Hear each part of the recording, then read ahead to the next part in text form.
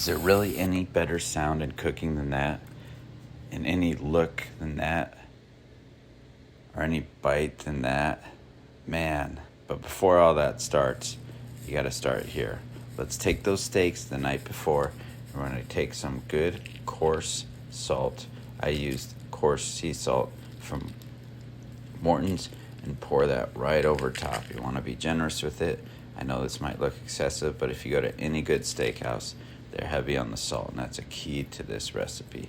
And then my favorite steak seasoning, some McCormick's Montreal seasonings, some garlic, some black pepper, and some other great flavors in there too. Go heavy on this as well. We want to get these steaks nice and perfectly seasoned so that flavor is just unbeatable. Then I'm going to take my fork and I'm going to push that salt and those seasonings right down into that steak so we really get a great crust on there as it sits and works its magic overnight. And again, you want to push it down nice and firm so we don't lose any of those seasonings when we go to flip these steaks over and cook the other side. Now these are T-bone steaks. You can tell by obviously that T-bone, they are both New York and filet.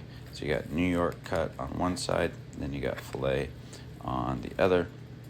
Now I'm just gonna put them into my big glass casserole dish, flip them over so that we can season the other side. We wanna make sure both sides are seasoned, and that salt is gonna help tenderize that meat overnight and then seal in the moisture as well.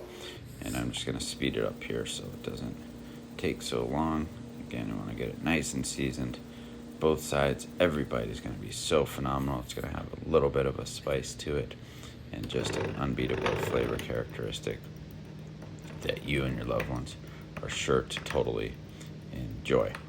And again, we're pushing those seasonings down. It's going to create a crust, just like when you have your prime rib or something like that. You have that nice crust of seasonings, and this is going to be no different. So then we're going to go in the fridge for about 24 hours.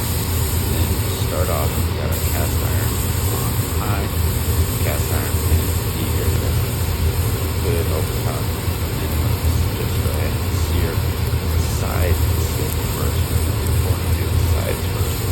Let's create a seal, lock in some of that moisture once we sear the bottom and the top of the steak as well. So the cast iron on high, we just go about 1 minute on each side to get that started. Let's go face down. I like to go face down on high heat for about 2.5 minutes, 2 to 2.5 minutes on each side.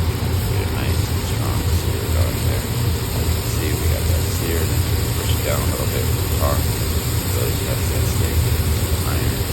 Get that sear strong.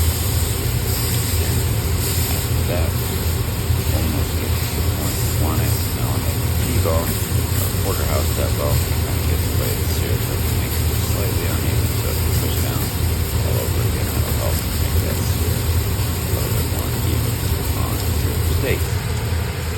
And from here, just want to take it out, back into our cast iron pan. Simple as can be. Look at that beautiful sear. Look at all that delicious flavor. Alright, so now we're going to go in the oven at 400 degrees. Now I want medium rare. I'm only going to go for about 6 minutes for medium rare. Now, if you want a little bit more well done, don't talk to me. Just kidding.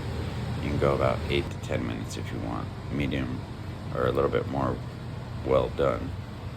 Either medium or well done if you want well done. Most people want to do it that way, but you probably go about 10 to 12 minutes.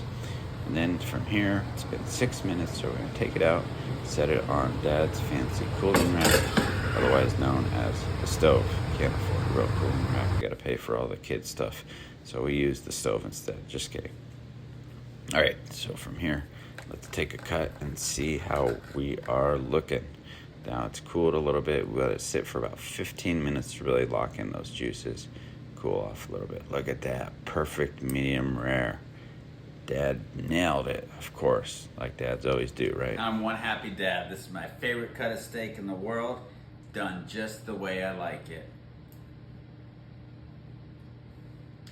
Melts in your mouth, perfect.